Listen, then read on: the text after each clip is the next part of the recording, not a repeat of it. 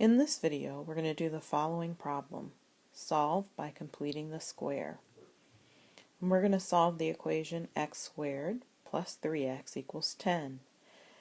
And the method that we're asked to do is completing the square. So in order to solve this by completing the square, I need to rewrite the equation so that the left-hand side is a complete square, perfect square trinomial. And I'll do that by adding on a term that makes it a perfect square trinomial. But if I add something to the left-hand side, I also need to add the same thing to the right-hand side. So let's actually go to the side here and remind ourselves of what a perfect square trinomial is. So a perfect square trinomial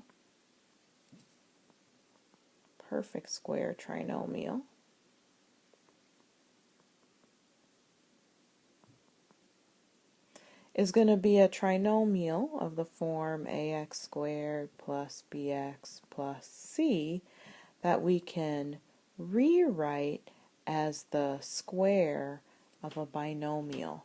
So one example of that, well, let's start with a binomial.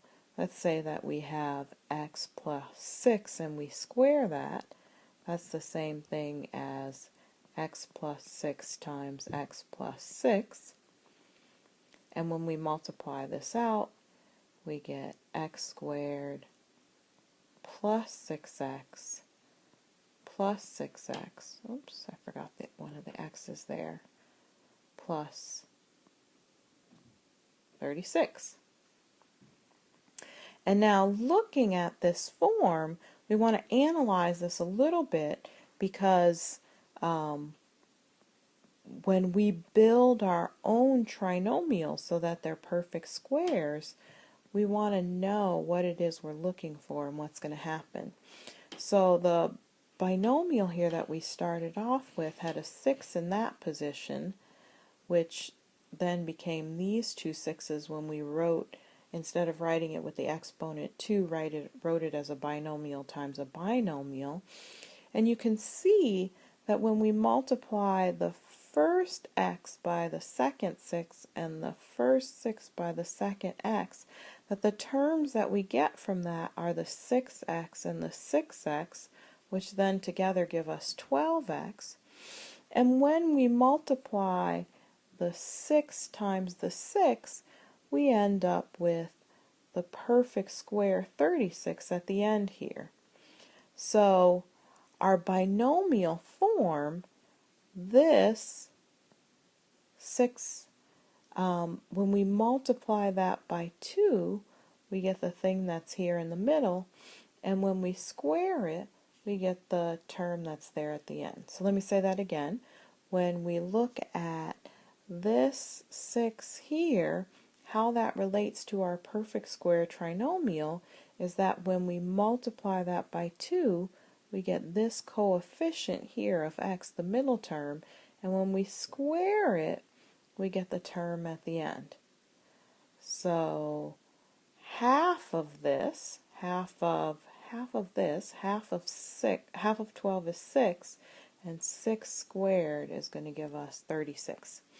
Okay, so now going back to this problem over here that we want to change into a perfect square trinomial, we see this 3 there, and we know we need to take that 3 and divide it by 2, 3 divided by 2, and then we need to square that to find out what we need to add to both sides of the equation, which in this case is 9 over 4. So we'll add 9 over 4 to the left-hand side to make that a perfect square trinomial, and we'll add 9 over 4 to the right-hand side so that our equation is an equivalent equation, so that the left-hand side and the right-hand side are still equal. So now the left-hand side here is going to factor into x plus 3 over 2 and that's going to be squared, and this is going to be equal to a sum on this side, so I need to write both of these with a denominator of 4. So since this was 10 over 1, multiplying the numerator and the denominator by 4 gives us 40 over 4. And now let's just check, just to make sure that this really is the binomial that we need. So we're going to do that over here. We have x plus 3 over 2 times x plus 3 over 2. And x times x is going to give us x squared, and x times 3 over 2 is going to give us 3 over 2x, and 3 over 2 times x is going to give us 3 over 2x, and 3 over 2 times 3 over 2 gives us 9 over 4. Oops, I forgot an x in there. So we do indeed end up with x squared plus 3 over 2 plus 3 over 2 is adding the numerators together. We get 6 over 2x plus 9 over 4. But 6 over 2 is just equal to 3, so we get x squared plus 3x plus 9 over 4.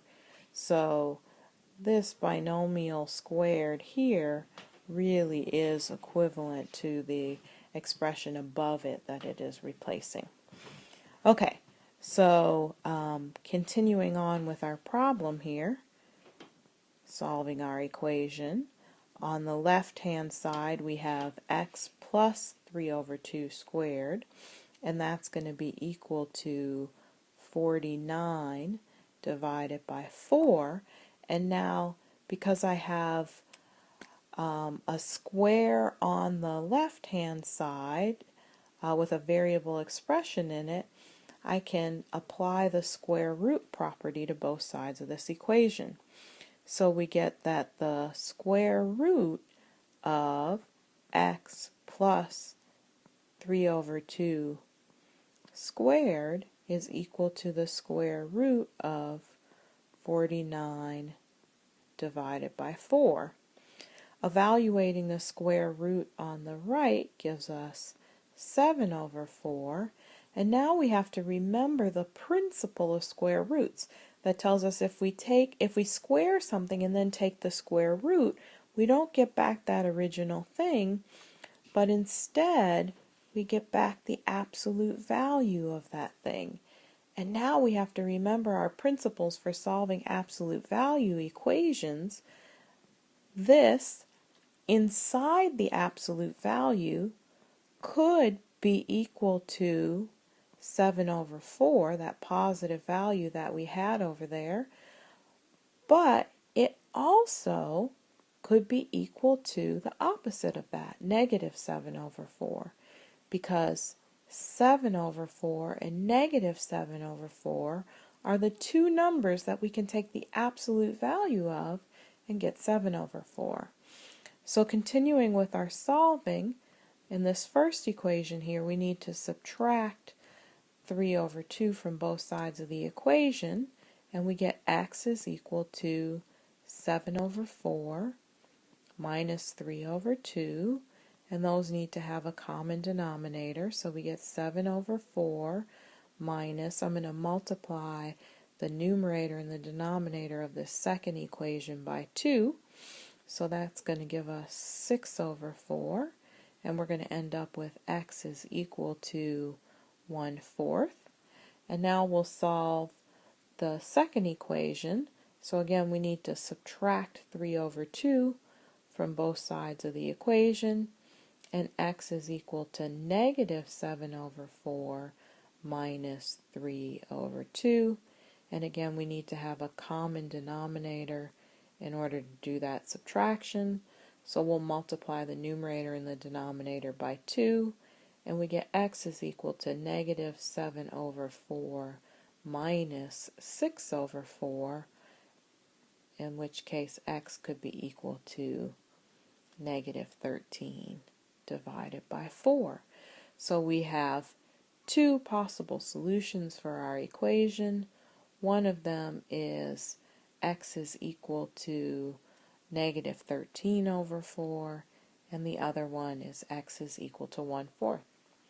I hope you found this helpful.